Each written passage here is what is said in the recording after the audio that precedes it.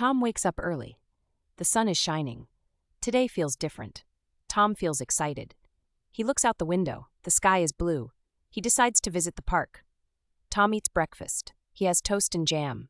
He drinks a warm cup of tea. The morning is peaceful. He gets ready to leave. He puts on his shoes and grabs his hat. The park is close to his house. He loves the fresh air. Tom walks down the street. The birds sing in the trees. He smiles at the neighbors. Everyone is friendly. The park is just around the corner. Tom sees the green trees and feels happy.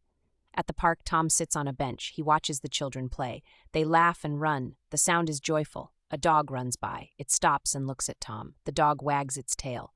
Tom laughs and waves at the dog.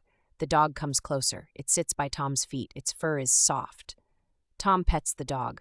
He looks around for the owner. A woman waves and walks over. She smiles and says, "Hello, my name is Sarah. This is my dog, Max."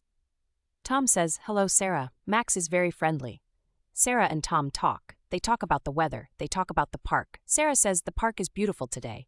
Tom agrees. The sun is warm. The breeze is gentle. Max rolls in the grass. Tom and Sarah laugh. Max is happy too. They share stories and enjoy the morning. Time passes quickly. Tom feels relaxed. Soon, Sarah needs to leave. She says goodbye and waves. Tom waves back. Max barks a friendly goodbye. Tom watches them walk away. He smiles and feels grateful for the nice morning. Tom walks home. He feels happy and calm. The day was simple but special. Sometimes little things bring big joy. Tom remembers this as he enters his house. He thinks about tomorrow. Maybe he will visit the park again. Tom sits by his window. He drinks another cup of tea. He looks at the sky and smiles. Today was a good day. Tomorrow will be another adventure. He is ready for it.